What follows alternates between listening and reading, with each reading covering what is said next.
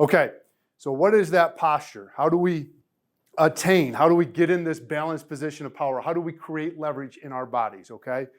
And we're gonna go from the ground up.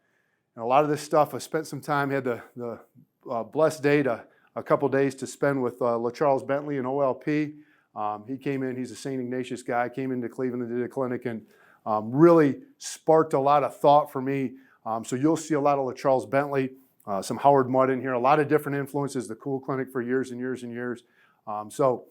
This concept of 345s, okay? Again, you got a 6'6" guy, you got a 5'11" guy, all right? Leverage, the position of power is going to look different across the board for you. So what's consistent across the board? Well, the lower body can be consistent, and we're going to get 345-degree angles, okay? So 345s to us means a 45 in the hip, all right, in the knee, and in the ankle, okay? And we've all called it Z's in the knees and everything else, all right? But if you get a 45-degree angle in those three joints, you're going to start by creating a balanced position of power, okay? What that does, the 45, especially in the ankle, creates a shin angle, and we're going to get into force as we go through this today, that I can put equal and opposite, Newton's old third law, I can push back to go forward, okay? So that's a huge part of this 345s, okay? So I can get vertical movement, the sagittal plane, going north, going vertical, okay? With the 45-degree angle in the ankle, and we'll get into the knee and the hip here as we go along, okay? 45 degrees. This angle creates the optimal balance between power and movement, okay? If I'm lower, if I'm closer to 90 degrees, I probably can maybe get a little bit more power. I'm probably a little bit more balanced. I'm more stable, but I can't move as well, all right? If I'm up here like, I don't know whether it's 60 degrees, 70 degrees, whatever that is, I might move a whole heck of a lot better and quicker, but I don't have the power and I don't have the stability, okay? I don't have the balance. This 45 is the sweet spot between both of those, and we'll take a dive into why that is, okay? So the rhythm of coordinating all these joints for maximum power and creating this synergy, the sum is greater than the parts, the sum of the ankle joint, the knee joint, the hip joint, the synergy of all those things and the joint centration will create more power and you'll have the best movement at those angles, okay? So creates the optimal foot frequency, all right? So we can move our feet and pass and run, okay? You can move with optimal efficiency, rhythm, and pace, okay?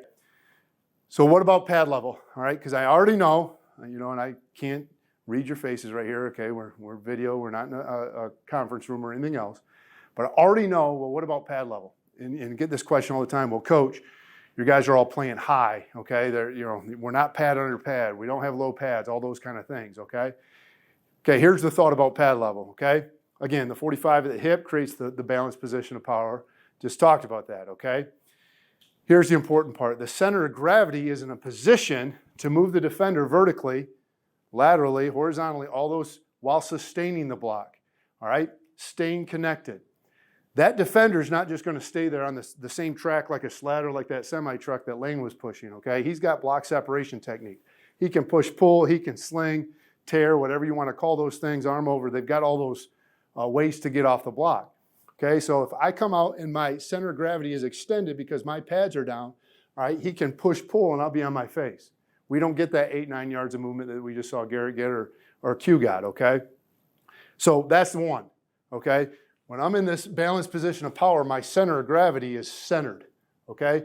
When I get low pads at some way, somehow, my center of gravity is going to extend out in front of me, okay? 345s creates this joint centration, which creates total body, ankle, knee, hip, spine, shoulder, elbow, joint centration, joint synergy. Everything can work together, all right? If I'm coming off with a flat back and low pads, all right, I'm using momentum more than movement. All right, I'm using momentum more than movement. I've got to have some things line up really, really, really well, almost perfectly, to get that productive block, to break his leverage, to stay in leverage, all those type of things. I've got a much, much larger room for error staying in a balanced position of power, okay? But to me, one of the most important things of now being a dad, all right, and coaching for a lot of years and now going to these guys' weddings, and going to these guys and getting texts back and forth, Merry Christmas, all these type of things, all right? I get baby pictures now. I've been doing this long enough, and all those things. We want to take care of our guys, right? We want to take care of the game of football, but most importantly, the guys I coach, I want to take care of, okay? In these 345s, this angle allows us to strike and be productive and be dominant with keeping the head out of the block, all right? Here's Garrett again, 345s, okay? And on this block, and I think I have it on the tape, I'll show you a little bit later, but there was some helmet contact, but it was the face mask, okay? Yes, I intentionally put Mike Webster on here, and we all know the Mike Webster story, but he's got low pads. He's got a flat back. A lot of people would say that's perfect leverage, okay, for an offensive lineman, okay? But the spot that's going to hit that defender every single time is the 2 screws to the right L, all right? And that's the way I was coached back in the day. Come off with a flat back, 2-step strike, okay, the tripod, and with the 2 screws to the right L, load up my hands and shoot those in there, and those 3 things, my hands and my head, were going to be the principal surface to block with. We're getting away from that, okay? Again, to protect the game of football, to protect our guys, to get impacts, again, off the frontal lobe, okay? Because I'm not going to go down the road of CT and everything else in this talk, all right? But that's probably the most important to me, okay? These are the most productive, and this makes it the safest and the best way, in my opinion, to do it, to take care of our guys. Okay.